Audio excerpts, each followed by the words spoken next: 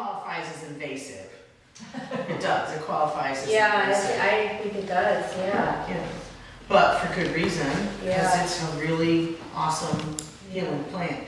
I'll start, well, first, I'm Cassandra Harris Lockwood. I am the editor-in-chief and the founder of the Utica Phoenix and For the Good Incorporated, and I started the big raised bed gardens in Cornhill, not the ones behind the library. We have really working, like it's a little plantation. We have like two of them, one on Linwood Place and one on J Street.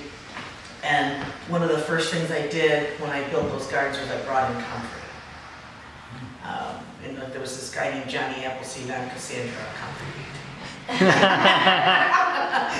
And I fell in love with Comfrey in 1975. I had graduated from Kirkland College, and I had I had dance scholarships in New York City, and decided I didn't really want to hang out with dancers. And I drove horse and carriage through Central Park to support myself. And where's the lid to this? I got it. And ended up getting a job on Broadway. I worked for some Broadway shows and such, but I fell in love. I had this crazy, maniacal boyfriend who was charming and dashing and brilliant and everything. And he couldn't drink. He was like a quarter Indian. His mother was half Indian. And so, I don't have any problem drinking. But he did, and he would go nuts and, get violent and all sorts of things. And so that relationship really didn't amount to too much, but he taught me a couple of really powerful lessons. Well, one to, go and study the martial arts so that never happened again, that I got beat up, which I did. And he kind of taught me how to write. I looked at him as as an example. And he taught me about herbs. I had always been fascinated with herbs. And I had a dog, a wonderful dog that we were coming back from a trip. Lauren and I were coming back from a trip, and she got her feet caught in an escalator. It was horrible. Her hind legs slid into the, the grates, and it was just terrible. Anyway, basically I had to tear her out of the thing, reverse it, and to pitch her out. But these were the nasty, horrid wounds. And of course we took her to the vet, and they cleaned her up, and she came back with two basically casts on her legs. And the instructions were, bring her back in a week.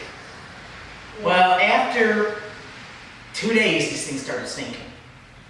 And Willard had the courage and the knowledge and the experience, because his mother was half Indian. He grew up using these herbs.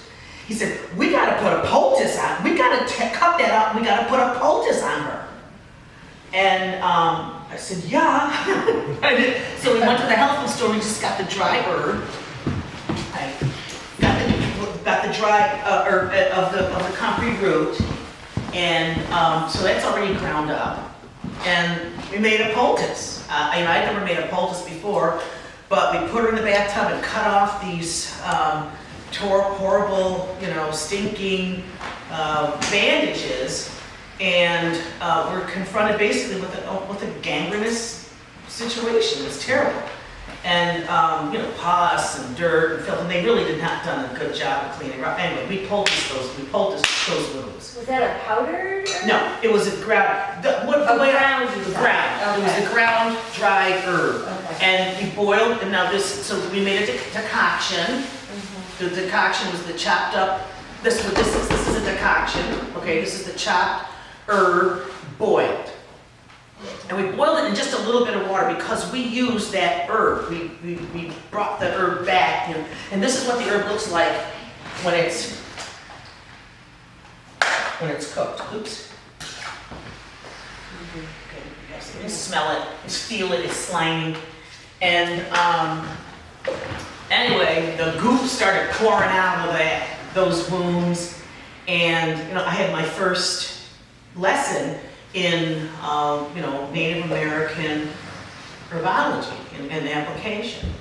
And needless to say, the dog did great. I mean, What kind of dog was it? she was a wonder dog. Her name was Moon Dog. She was my trick dog. I could go like this, and she'd jump through my arms. I'd go like this, and she'd go through, and that way, and go that way. Bang, you're dead. I mean, Moon Dog did it all. But anyway, yeah, she was a mutt. She was an awesome mutt. And probably some shepherd, you know, maybe some, you know, pincer, you know. So she was big, medium? She was 45 pounds. Also like medium. Yeah, she's medium-sized dog. What is this? That's ground cooked comfrey root. That's what I poultice my dog's feet with to pull out the gangrenous Sorry. material. It's okay, it's okay. I was thinking comfort, okay. No, you want to, this is what it starts off looking like when you dig it up. Right, okay. This is the next stage when you clean it up, cut it up. I've seen it before Scrape in it. root form. I was like, it looked like a mushroom to me, that's why. I thought you were here for comfort, Doesn't like, that look looks like a like mushroom, mushroom, but I think we're good. But anyway, so that was my launch pad, you know, for poultices. And, you know, you can do a poultice. There are a lot of different ways to do poultices. You can do it with the herb itself, the ground. That's chopped. That's not really ground. What I will do with this is I'll take this home and take a meat grinder, you know, that you make the sausage with. That's what I grind my comfrey up with in the sausage grinder, and probably freeze it. And when I came back from New York in '79, here I was an herbalist. I just, you know, jumped into it for that. I was a shiatsu practitioner. I was a martial artist. You know, hands-on healer.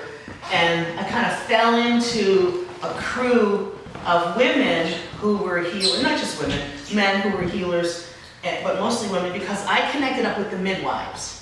When there were midwives around, before they ran the midwives off, okay? So Maggie Kern, I don't know if any of you remember Maggie Kern. I went to high school with her, and she was a midwife. She passed away several years ago. Jeannie Shenandoah from the Onondaga Reserve, Colleen Cavallo. There was a group of women, and you know, because I was an herbalist and a healer, I was kind of like connected with these women.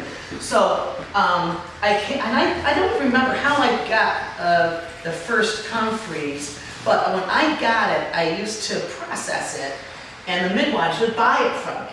So they would, especially Maggie. So this stuff would be, I would grind it up and put it in, plastic freezer bags.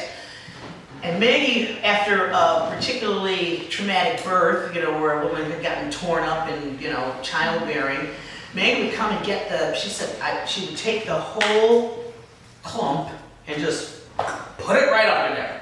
It was immediately cooling, soothing, healing. And the properties of this plant are so profound. I mean, there's like a myth. You can put 2 pieces of meat, you can cut a piece of meat, put 2 pieces of meat, put the comfrey in there a little bit. Well, we're not going there. But it's traditionally known as knit bone, bind wound. It's one of the oldest reference vulneraries that you have. When I was asked to speak, on herbs, it was the first one that I would even think of.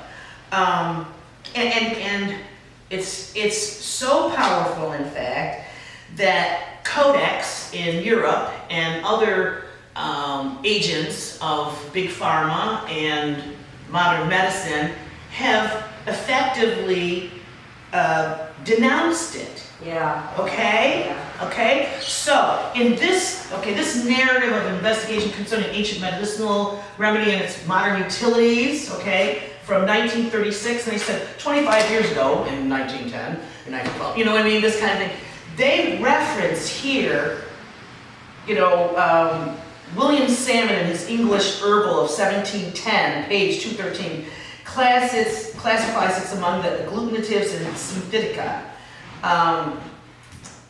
And further on in in these pages, they refer to comfrey as an old woman's remedy.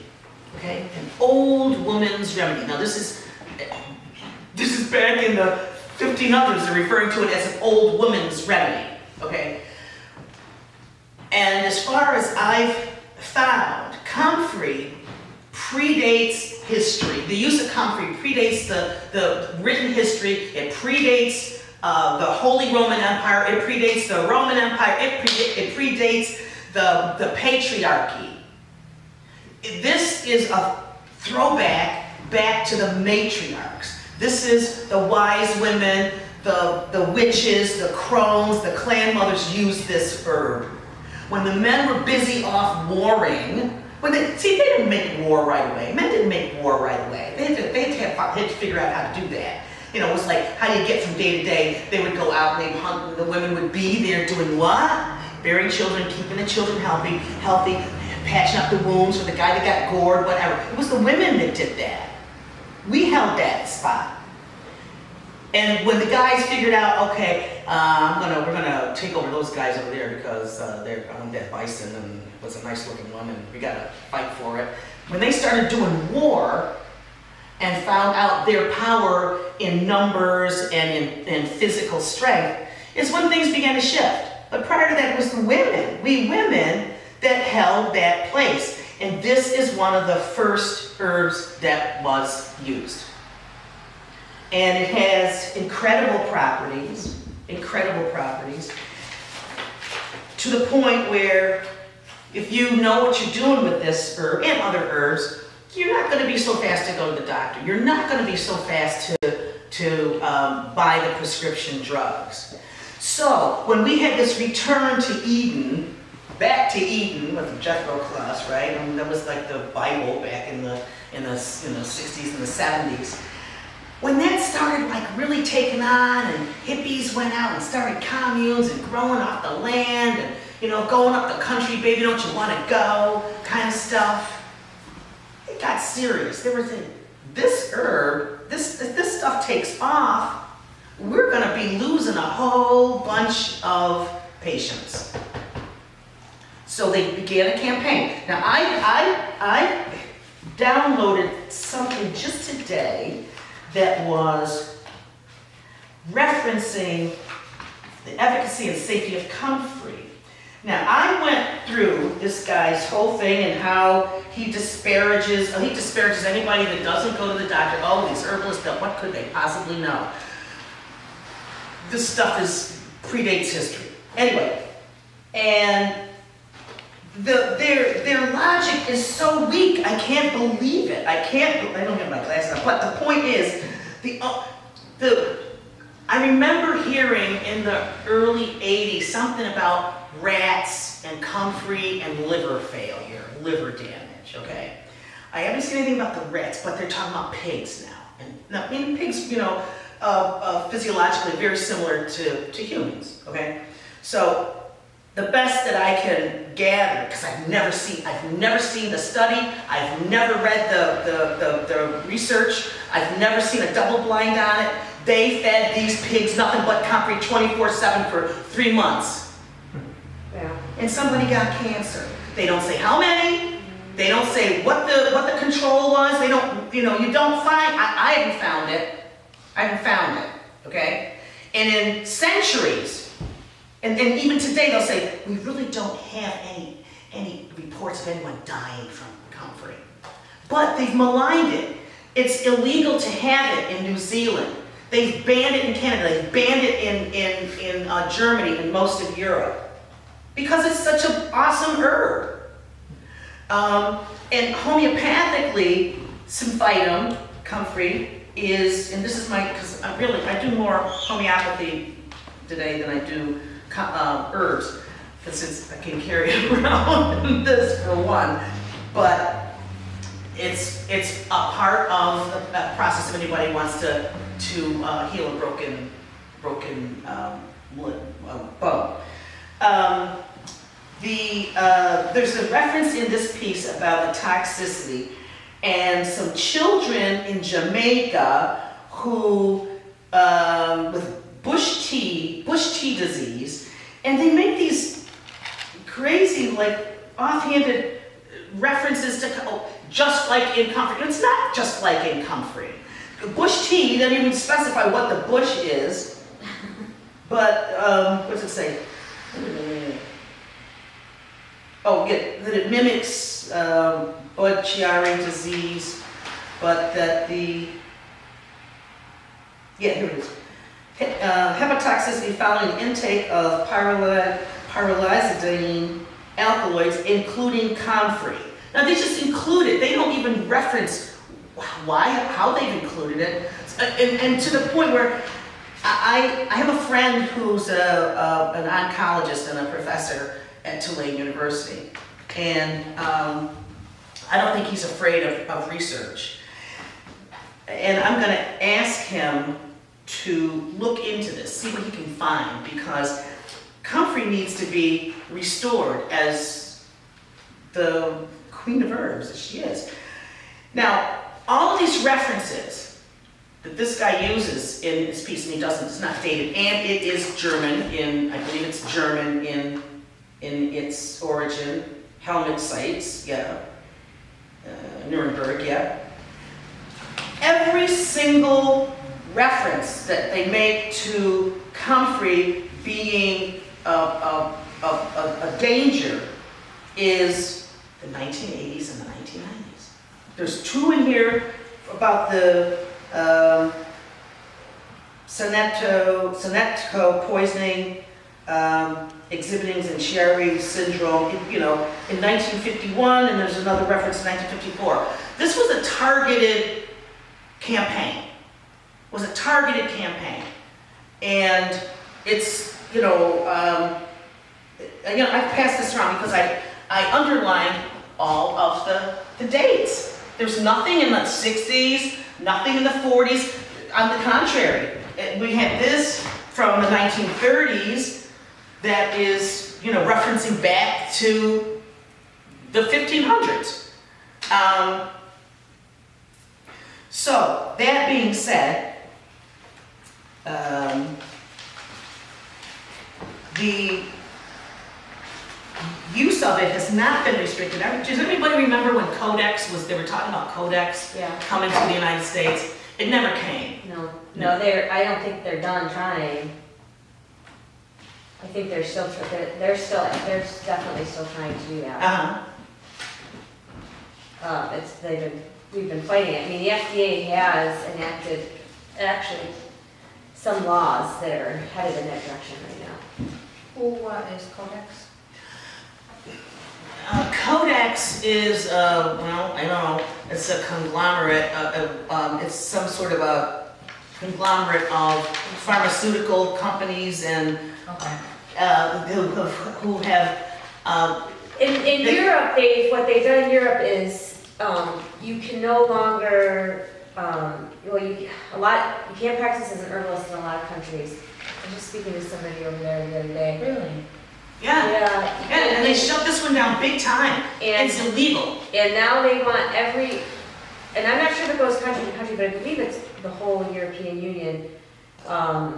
Every herb has to be tested, going through a full gamut of FDA testing, which can take 3 to 4 years. And so they've, and then they'll be regulated, like what they're also actually trying to do to cannabis here, same type of thing. So the pharmaceutical companies get a hold of it, and then the only way that you can get access to it is via a prescription. So you have to go to a doctor, which means you have to have health insurance. So you'd have to go to the doctor, get a diagnosis, and then they would have to write you a prescription for Comfrey, and then you'd have to go down to the pharmacy and get Comfrey. So, and apparently they have it in capsules, and, they had it in capsules. And as I was reading an account that, it was illegal to get it in New Zealand, because there was a piece in New Zealand. But in any case, Comfrey is profound, and one of the profound elements of it, and one of the things that I suspect that has gotten them really riled, is its effectiveness in cancer. Everybody talks about a bone knit and so on. I don't have any experience with it in cancer, but I certainly do with, you know, beat up wounds and traumatic, you know, injuries. I'll tell you another story. There's the dog story. There's my husband's story. He was playing touch football on the lawn with the kids. This was, you know, probably 30 years ago. And was running around and stepped in a hole of one of the horses that put in the ground. And you heard the, you know, on his ankle, and so anyway, he's hobbling, hey, stupid horse, and blah, blah, blah. Anyway, I ran and got some Comfrey. I ran and got the Comfrey and tore it up, you know, bruised it up, and packed his ankle in it and wrapped it with an ace bandage. Took him off to the hospital. So he gets to the hospital, and he's not really complaining too much anymore. And he gets into the triage room, and he's sitting on the gurney or whatever, and the nurse unwraps his his ankle, and all this black stuff. This turns black, turns a deep green, turns black. This stuff starts falling. She goes, what the heck is this stuff? He goes, oh, that's Comfrey. She goes, Comfrey, huh? So then she examines his ankle. You know, they call it the drawer test, you know, to see if the ligaments, what's busted up in there. And, you know, she says, this is really a mess. I said, but I hardly see any swelling in your ankle. It was the Comfrey. Immediately applied it, so we never stopped applying it. You know, and you know, and it's just it helps wounds. I planted it outside my barn. Because it's great if you wanna chase weeds. You know, you pull up the weeds, plant some Comfrey. The weeds are not gonna win. The Comfrey is gonna win, and it's great because when the horses come out, they go right for the Comfrey. They go right for it. They love it. And if we don't have enough grass for them, we pull up Comfrey. Not pull them, you know, break it up, tear it off, and give it to them. Those horses were disappeared in about 5 minutes. It's a great fodder for animals, and it's because it's so bushy and prolific, you can actually use it for a mulch. You know, it adds plenty of nutrient back to the soil. And on that note, there was a reference that there's a vulnerary, demulcent, astringent, expectorant. I've used it a lot in I call it my winter herb blend, where I take the leaf, Comfrey leaf, I used to just get it from the health food store. Comfrey leaf, sage leaf, red clover and red clover blossoms, and rose hips. That was my winter herb blend for, you know, just kind of, just a general thing, just to keep you. And really, it just helps, you know, break up any congestion and just kind of keep you, you know. What do you do with them? It's an infusion. Just boil some water, and basically the ratio is 1 heaping teaspoon of herb to 1 cup of water. So if you got a, you know, 2-quart pot, you want to like throw 8 teaspoons in there, or 3 tablespoons or something like that. There was a reference in here that I wanted to, on the components of Comfrey and why it's so effective and what it is, the components for its ability to knit bones. Because some people have a hard time, you know, with bone healing, and some people have a better time. And the way I explain to people is, okay, if you've got like, you got a brick wall, all right? If something runs into your brick wall, you don't try to take the little pieces off the ground and, you know, patch it back up. You go out and you get some more bricks and you get some more mortar and you fix your wall. When you look at your body, it's made out of minerals. Made out of minerals, okay? You got, you know, calcium, magnesium, boron, you know, potassium. We're made out of minerals. So you gotta bring, once you get to a certain age, you gotta bring the minerals in order for your body to repair itself. So I supplement every day. My last birthday, I celebrated the 50th anniversary of my 16th birthday. That's the way I look at And I supplement. I supplement every day, you know, sometimes more than others. But May I ask a question? sure. For bone knitting, do you suggest taking it internally? I would, if there's an external application that you can apply, you want to do that as well. But yeah, definitely want to take it internally. And what part of the plant do you take internally? This is the root, you know, and that's the strongest. The root's the strongest. And the leaf is, you know, it's very good for external applications and for teas too. Right. The whole plant is great. I bathe in it. Like this Sunday, I went out and picked a whole bunch for myself and my husband. I picked through the stuff that wasn't so great. Took a big pot of water, got it boiling, threw the herb in, and you know, let it steep for at least 20 minutes. And pour it off into another pan and dump it in the bathtub. Dump it in the bathtub. Nice. It's awesome. It's awesome. And so just, you know, comfy bath, and it's real simple. That's really good. There are different kinds of and all different kinds of ways to apply it to. The standard for poultices is you can use the herb or the root, the leaf or the root, and you would take some of the ancient ways are to take the whole leaf and lay them out and, you know, put them in a pan and pour just a little bit of boiling water on them and crush them and then put them on and then put a towel on top of that and heat on top of that.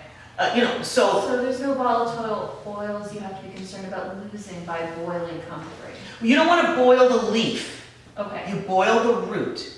You boil the root, but not the leaf. Right. Your leaf you want infused. You want to just hit it with the water, not boil it. Okay, good to know. Yeah. Okay. Yeah. The root you can boil down. And you want to boil it. Okay. But like I said, hey, the midwives, they were doing direct applications with frozen raw comfrey root, and they weren't complaining.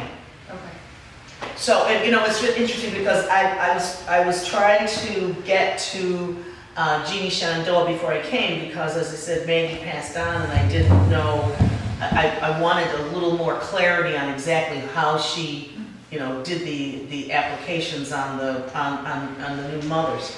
But you know, there's some stuff here, and you know, and there are at least two different kinds of comfrey. There's from when I'm reading, there's like even conflict on just which one is which, because I read Susan Weed's thing and she countermand somebody else's, but one is a hybrid, and somebody calls the officinal a hybrid, but how could it be a hybrid if it's the ancient officinal, and that's what was in the, you know, pharmacopoeia. So I think the deal is, okay, so the hybrid is not supposed to have a seed because they said it proliferated, you know, too much. But, and I've never really looked for any seeds. The rootstock is when you just dig it up and, you know, hand somebody some root and, you know, and then I've never seen comfrey seeds. But, and anyway, this, Donovan's in translated by Lighty in 1578, says that mingled with sugar, syrups, or honey, they're good to be laid on any wholate tumors.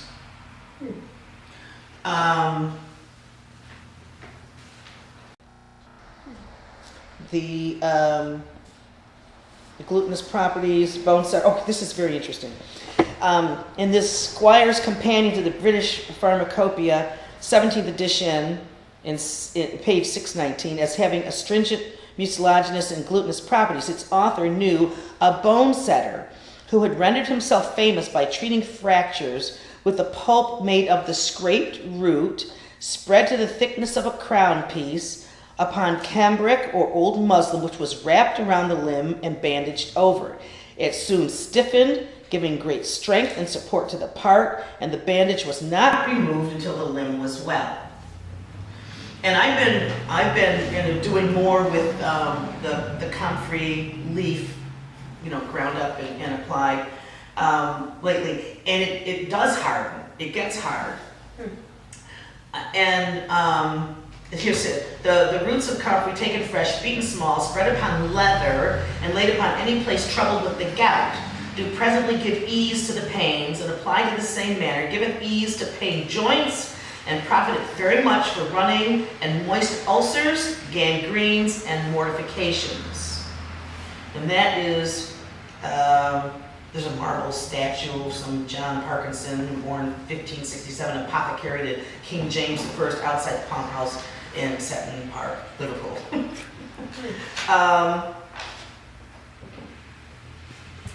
So, and I have not found this reference, but I remember years ago reading about a man who was a smoker and smoked a pipe. And I thought it was in Back to Eden, but it wasn't, because I looked recently. This guy smoked a pipe and eventually got a cancer of the jaw from the residue hanging in the same spot. And he was told that they'd have to excise his jaw in order to save his life. And the way this I recall, was written, he was very vain, and he was not going to be walking around the rest of his life that had a jaw. And he packed comfrey in his mouth, he ate comfrey all day, he drank comfrey tea, he gargled with it, and then cancer left him. And there's a reference here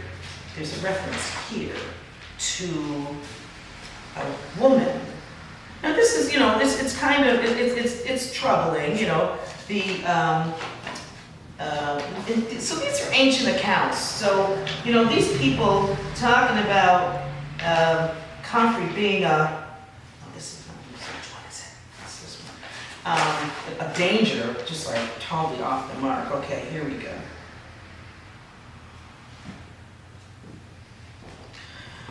Most significant is a citation from Tournefort's 1719 Complete Herbal, which tells of one who cured a certain person of a malignant ulcer, pronounced to be a cancer by the surgeons, and left by them as incurable by applying twice a day the root of comfrey bruised, having first peeled off the external blackish bark or rind, but the cancer was not above 8 or 10 weeks standing. Even allowing for misdiagnosis, the account is interesting.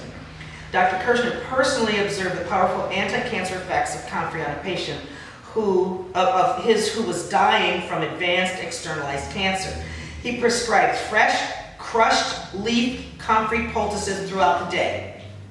He writes that much to the surprise of the patient and her family, there was obvious healing within the first 2 days of treatment, which continued visible improvement over the next few weeks. What is more, he writes, much of the dreadful pain that usually accompanies the advanced stages of cancer disappeared, and there was a dramatic decrease in swelling. Dr. Kirshner concludes regretfully saying that the cancer had already spread to the inner organs, which could not be reached by the comfrey poultices, and the woman died. But, if you're gonna die, why die in excruciating pain? If you can take something that will relieve your pain and possibly remove the cancer, do it, right? Undeniably providing, at the very least, significant palliative relief, and to a remarkable extent reversing the cancer growth. So, that being said, a friend of mine is a two-time cancer survivor, and 17, I think the first one was 17 years ago. Mug? A mug? Sure. And she just recently got a bad news diagnosis that she has cancer of vulva, or some sort of vaginal cancer. It was like thought at first it was HPV, you know, hemophilia virus. And had been using some product that was just excoriating, and I kept saying, this doesn't sound right to me. Ask the doctor if he would give this to his mother. Thank you. Ask the doctor if this is how he would treat his wife. Would he do this to his wife? You know? Anyway, this is at this just about the same time that I'm doing all this research on Comfrey. So I said to my friend, I don't think there's any mistake in doing all this research on Comfrey. It's coming up with cancer, and you got it like, and some of the worst aspects I think of modern medicine are that you get this horrible grave diagnosis, and they say, bye, see you in 6 weeks. What is your brain, whatever your body's doing, what is your brain doing all this time? It's torture. It's torture. So I said to her, okay, you know what? I made her read this. And I said, I'm going to go, and I'm going to grind up some Comfrey, and I'm going to add some aloe to it. Because I know that the quality of the Comfrey is just too granular. There's not enough pulp in it, you know, to really do anything. And I didn't want to add oil right away anyway. I might add some oil. But that being said, I did that. Because I've been making a lot of pesto this season. So I'll make some Comfrey pesto and throw some aloe in. And it was awesome. I did it, the first batch was not so good. I did it in the blender. The next batch I in the food processor, and it came out a lot better. So I did washed and cleaned the leaf, and then I filleted out. I have big apple plants. I filleted out the pulp, and I threw some of the pulp in. Probably about 1 part to 8, something like that. Maybe not 10, but definitely mostly the Comfrey. I just wanted the aloe for the soothing, the sliminess, and its healing properties. And I put it in. I put it in an ice cube tray, frozen. And I told her, okay, what you're gonna do for the next 3 weeks, you know, however long you got, do it. So she takes a chunk of the ice cube, or the ice cube pie, the poultice, and I said, we need to get a vaginal syringe. Get a syringe, thaw it out. You're going to put 1 in at night before you go to bed, and in the morning you're going to douche with Comfrey tea. Wash it out.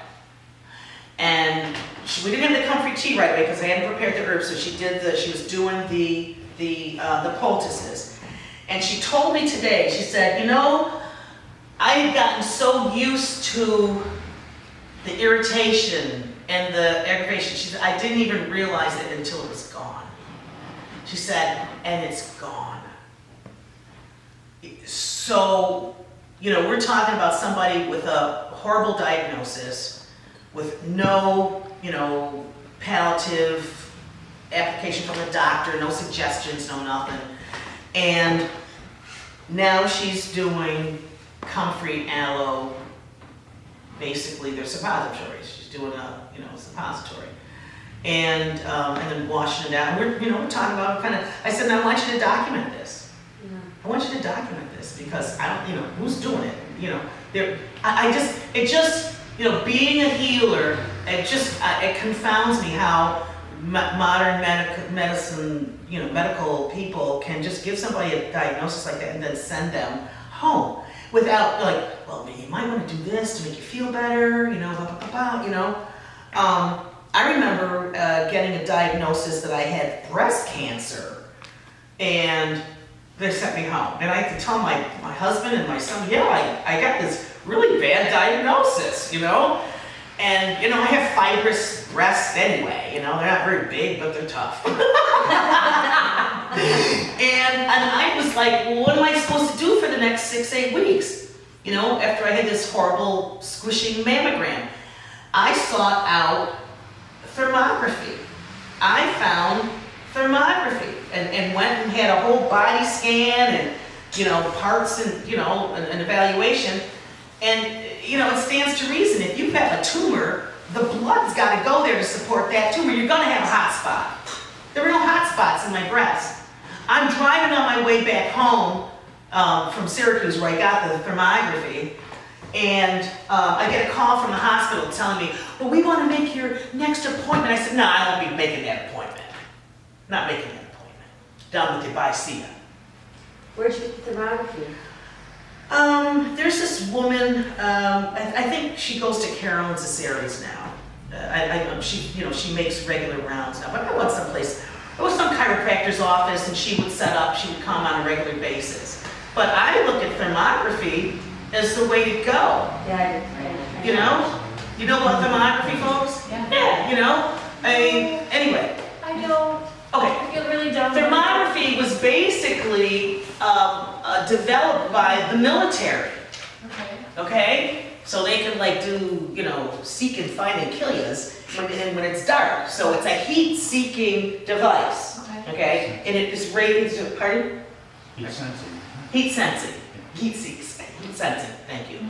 But anyway, and so it lights up, you know, and the, you know, the kind civilized, you know, application is to scan your body and to see, you know, if you have hot spots. And sometimes it's gonna show inflammation, you know, if you have joint inflammation. But if you have it, you know, in spots, there's a problem there. Because again, a tumor has to feed itself. Right. So it draws, capillary tension to itself, to feed itself. Let's see, what else did I want to make a point of saying? Obviously, like I said, I told people, I said, I'm gonna do a little patriarchy bashing here. because then, you know, this is, okay, so allantoin, how do you say it? Allantoin? Anyway, it's the major component of Comfrey. That the, the medical community, they put it into cosmetics and skin, you know, lotions and so on. And so they want to draw from the plant, but they don't want to use the whole plant. And I'm going to say, so this pyrrolizidine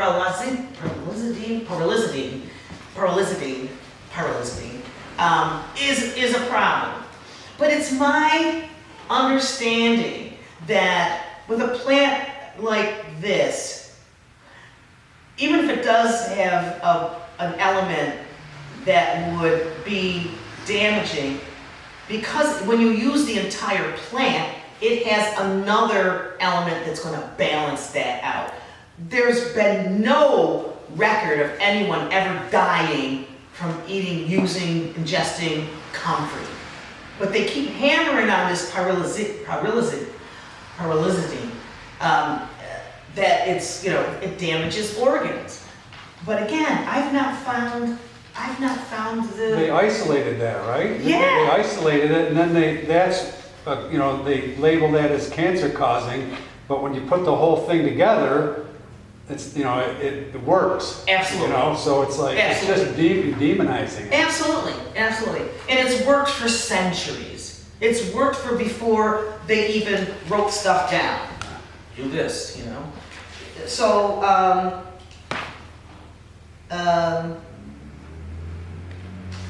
it has tannins in it, rosmarinic acid, allantoin.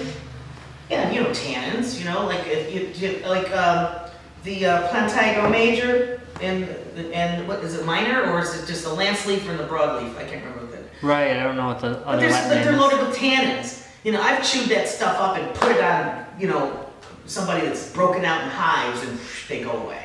It's the tannins. So Comfrey's got plenty of it.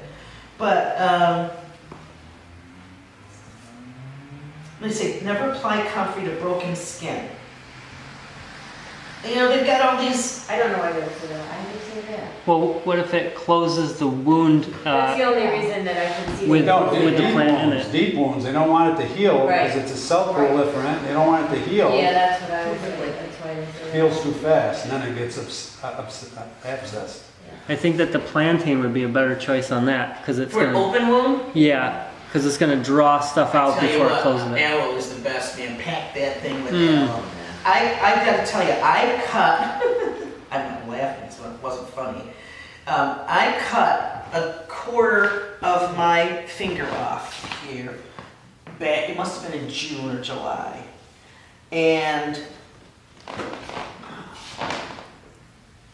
I Oh, I packed can it. see. There's a little divot Yeah. right there, a little divot right there, but it's coming back.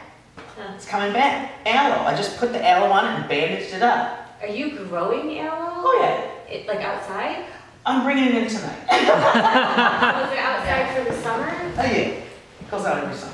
And it does fine out there? Oh, yeah. Because I saw your Facebook post and there was like a huge aloe. Leaf, stuck in the bucket. Yeah, I saw that. Yeah, I whacked it off. And I was like, is she growing that outside? Yeah, yeah.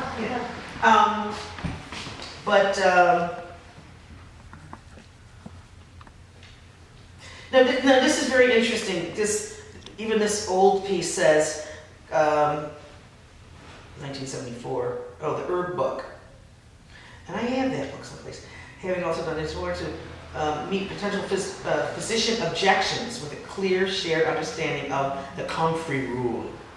Fresh leaves externally, boiled root decoction internally. I drink comfrey tea. I used to drink, actually, Celestial Seasonings. Remember Celestial Seasonings? They were like our first introduction to herbs, right? Huh?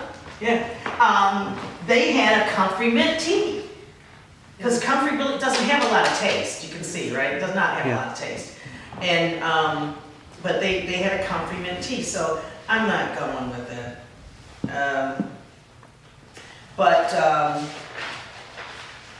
I don't know, I think that's about, if you want to talk questions, I can take questions. Would you two ladies like cups for tea? I could get you some. I would love to come to tea. Monica, cup of tea? Thanks, no. Okay. Thank you. For questions, I'm gonna sit down. Yeah, so the reason why I fell in love with the herb is because I had longed to be an herbalist, and my first real encounter with herbs saved my dog's life. How does comfrey affect headache? Amen. I don't know that there's any direct relation to headache. I'm thinking more your gastrointestinal system, and then anything your body needs, it's gonna draw to the location that it's needed. So there's a reference there to someone. Oh, it was one of these. It was a chat down the line. Here it is. I've had rheumatoid arthritis for a long time, which has been particularly bad in my left wrist. So I soaked it in comfrey, which I boiled in a pan with water. After a few days of doing this, I can now bend it for the first time in years.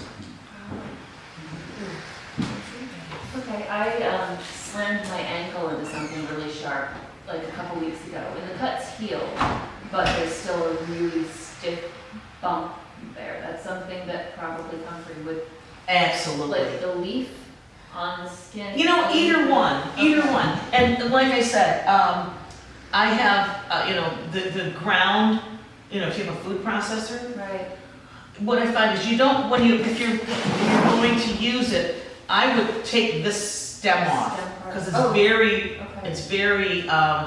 fibrous. Okay, so don't use the stem? I would just use the leaf. Okay, gotcha. Just use the leaf, it's easier to work with. Right. Because it's just gonna get it bound up, and there's enough fiber in here anyway. Right. But I would definitely do it. And actually, I'm putting poultices on my knees at night. I have one on here Can already. you explain poultice again? Okay, You take gauze or cheesecloth or Oh, something? good question. Okay, and I've been kind of fooling around with different applications. The best one, I found, it depends on the area that you're treating, okay, what the size, the shape, and the location is. But if, like, I got 4x4s, 4x4 gauze pads, and opened them up and fold them in half, so I have a long band, okay? And then I put the poultice, whatever the product is, on that, and then apply it. Now, there's this stuff called, farmers call it vet wrap. I mean, we've been using it for years for horses. And it's a self-adhesive kind of gauzy kind of stuff that's also got elastic in it.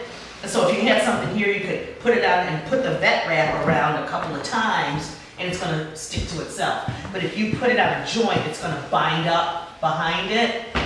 So if you put the vet wrap in, and it's kind of waterproof. It's not completely waterproof, but so that's one way, okay. And then if you take a 4x4, and if it's a big area, put the product on it, put the gauze over it, and then take your edges. You know, if you want to keep it, wetter longer, put the tape right on top of it. So it's not, it's going to breathe some, but it's not going to totally evaporate. The other thing that I'm kind of toying with the poultice, because I'm not afraid of experimentation, is to do the leaf, the aloe, and I think I'm going to put a little bit of castor oil in. A little bit of castor oil, you know? You know about castor oil, right?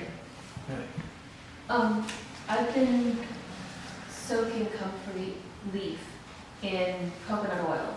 That every once in a while I'll throw it back in the oven after it's been used to kind of do a comfrey oil extract. Because I read about doing something for dogs' paws and for a healing salve where it's basically comfrey and calendula leaves, like the flower petals and stuff. And I'm wondering, would that, have you any experience with? Yeah, my brother makes a comfrey salve. He wants me to, go and dig me some comfrey. Well, he's living in New York City, and he packs it in the oil, in olive oil for 6 weeks, and pulls it off and adds the beeswax and all that kind of stuff. And that's fine. I would think that, okay, after a certain amount of time, you've used up what properties your leaf has. Okay, so you got to get rid of it. Comfrey root, on the other hand, you grind it up and you have, this is what I learned from Willard, and how to make comfrey tea with the decoction. Take a saucepan, throw some herb in, and with the ratio of herb to water, I'd say it depends on if it's dry or it's fresh. Okay. Because dry is going to puff up, and fresh you've got the volume already. Right. But I'd say like if 2 quarts of how's this? This is the amount. Look, this is the amount of fresh that I used to make that.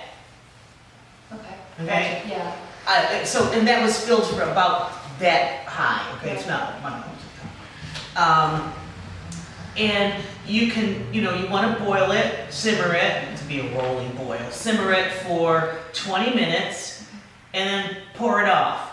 Or pour off whatever you're gonna drink. Let the roots, let the herbs stay in the pot. Right. Okay. And use that up, add some more water, and boil it again. Until you're not getting the color. Okay. Yeah. Okay, because you can use, the root is very powerful and, very full of. Kind of like reishi, you redo it a couple Yeah. times. You can use it 2 or 3 times. Yeah. Not so much with the leaf, I'm not thinking. Right. Okay. I don't think, I think once you steep it, you know, because you're gonna steep the leaf, you're gonna boil the root. Right, okay. I give it to the horses after I, you know, make the tea. And they'll eat it? They love it. I can't, I've tried to start comfrey in the pastures, and it doesn't survive. The deer eat it. The deer eat it, you know? And, you know, so the deer, so like I said, the comfrey's like popping up all over in the backyard. And so I don't mind if the deer are eating out that, you know, that stuff, but I put out, my soap. I put out, you know, Irish Spring or Dial soap just to kind of keep them from sniffing out the good stuff. But, That's an old Polish farmer's method where you put the Irish soap on stakes in boxes every so often around. You leave it in the box because of the stakes. yeah, because the rain doesn't wash it away. Yeah. Okay. I'm not Polish, but. You're the first person I've heard that's talked about that method since Ed Walensky, this guy that was, I mean, he's long dead, but he was a farmer I grew up, his daughter and I were good friends growing up, I mean, you know that. Well, listen, to that note, my neighbor was being attacked by moles or voles or something, eating all of her tulip bulbs. Right. And I just noticed, like, geez, mine are starting to disappear, my tulips, and, you know. So I spent a morning, I took a bar of soap, and I slid it in half, and I cut it into rods. Right. And I augered holes down all around my tulips, and stuck the soap down in there, gone. Tulips survive? Yeah, Oh, okay. yeah, that's what I'm saying. Well, it's organic material, it's just gonna kind of melt Yeah. into the ground. Okay. But right. the moles and the voles don't like it. I gotta tell my father-in-law, because he hates this mole issue he's got. Yeah, well, try that, that worked for me, Okay. worked for me. But then the deer graze on the tulip flowers when they come home. Any other questions? You know, for the components, Where can you get the root? you know, it's really funny. I found this, I don't know how I heard about it. I think Mandy must have told me. There's a place on Old Kirkland Ave in Clinton. It's like a little cul-de-sac now, and I think it's like the last house on would be like the north side. They've got a comfrey field that's like twice as big as this room. It's huge. And years ago, I went there and knocked on the door and asked them if I could come and dig some up. And they said, oh yeah, sure, come and get it, whatever you got. But I've got it too. I have comfrey root. Clearly, I have comfrey root. Right. They say the best way to propagate comfrey is to till it up and try to get rid of it. Because it grows by its roots. Yeah. And you spread the roots around when you till it. Uh-huh. I just haven't had the nerve to do that to my shed. Well, you know, that's another story. The way our house is built, we're kind of on the side of we're in the hollow. We're in the hollow. And when they did the excavation, they dumped a bunch of dirt down, you know, in this one section. And when we moved in there 20-some years ago, oh my God, it was a horrible mess. There was the poison hemlock and the thistle and, you know, just all kinds of nasty, you know, burdock, and it was, ugh. So I sent the guys down there for a couple seasons to clear out, you know, the best they could. And I brought in, that's when I went down there and got that comfrey and planted comfrey. We could duke it out with the best of them. The thing that I'm having the trouble with is the hemlocks. I hate that stuff. It looks so innocent in the spring. It's like, oh, it's like wild carrot. No, it's not. It's terrible. So I'm on my vinegar, my 20% vinegar campaign for the spring. You know, I'm ready for them. Chipping away at it, you know. But there's one of these that really tells you all the components of comfrey and why it is. It notes the you know, all of the minerals. And seriously, you know, adults, we need minerals. You gotta take minerals or you'll be, they say, did everybody hear that tape years ago, Dead Doctors Don't Lie? Yes. The components of Comfrey. Because it, you know, it's got boron and calcium and magnesium and, but, you know, I'll meet back with you later on how my friend is doing with her cancer. Yeah. Because it's, you know, I figured we have at least that much time to make a difference. And she's already telling me after 2 days that this ulcer is, you know, not bothering her. Okay, it's good for all kinds of skin troubles, eczema, psoriasis, ulcers on the leg. Comfrey is good for the digestion, intestines, has been used in cases of ulcers, colitis, irritable bowel syndrome. And Comfrey has been used to treat people with cancer in combination with other remedies. They don't want to give its due. Is it more common to use the root or the leaf? I think most people use the leaf. Uh-huh. I think they do because it's easier, Okay. you know, it's faster. And if you just want a quick cup of tea, you're just boiling water and pouring it over there. Susan Weed uses it as face, she puts it all over her whole body. She uses it every day. She makes. Yeah. She makes a salve out of it. No, she just uses the oil. The oil. And how does she make the oil? She makes the oil, what she does is, when the comfrey is blossoming, Yes. she cuts it, and then she infuses the oil for 3 weeks. And then she takes out that product and puts in fresh product for the next 3 weeks. So she's using the leaves? She uses the leaves. So I'm she- trying it this year. I'm really excited. Well, they're kind of prickly. Yeah. You know, they are. They're kind of prickly. Great for back scratching. I already told you. Oh, That's funny. really? Yeah. I like it. That's what I need. One of the obscure uses I saw for it in Here it is.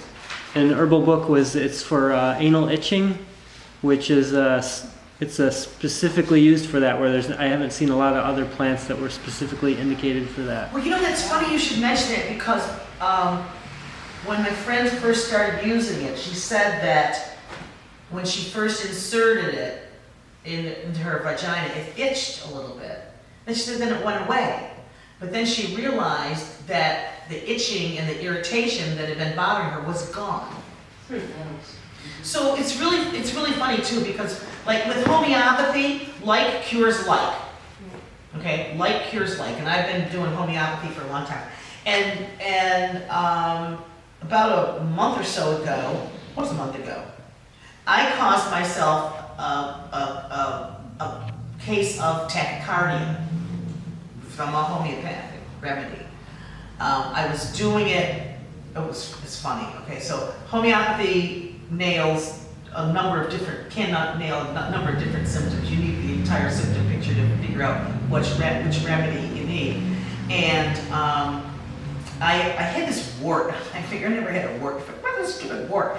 And I tried Preparation W. I tried licking it. I tried to. I said, okay. I went to the doctor. He said, well, you can cut it out or burn it out. I said, okay. So let me check out homeopathy. So I checked out. I have this little homeopathic newsletter I get, and it said homeopathy for warts. And so I looked at it, and I looked at all the symptom pictures for there's like 4 or 5 different remedies that they suggested. So I said, that's not it. So I get to this one remedy, and it says, wow, pain in the shoulder. Wow. Well, there were like 3 different things, complaints that I had that this remedy was speaking to. One was the wart, one was the shoulder, one was numbness and tingling in my hand. All right, so and the shoulder pain was making me miserable at night, and so I got up and I took a 200C dose of rutagravelins. I I slept like a baby. It was like, oh man, this is great. My shoulder, So I woke up, of course I had to take a cab, right? And I had to play a gig in the afternoon. And at 2 o'clock in the afternoon up in the nursing home. So thinking, oh, this is great because I don't have to worry about my numbness in my hand, my shoulder, man. I took it again at like noon. So basically I took a 200C 3 times within 16 hours, something like that. And I was stepping outside. It was one of those really, really hot days that we had.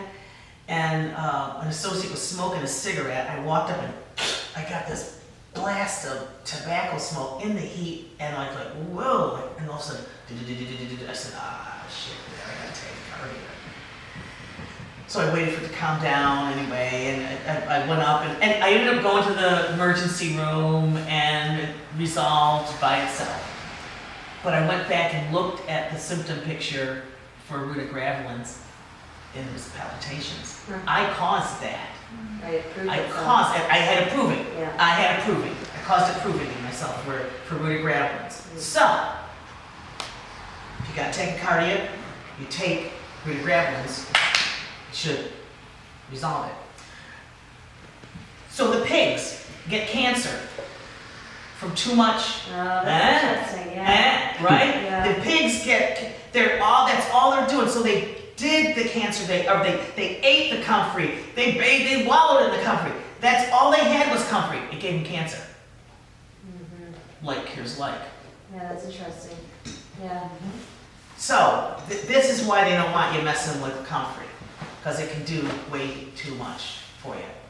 And they said it. They said it in one of these. Let's see. That too many people. Those were avoiding going to doctors and avoiding the medical establishment. They want to control it. Yeah. They want to control it. That's what it is. Totally. You ever use Comfrey on a gravel almost? On what? On a gravel? On an abscess? You missed the first. You missed the first story.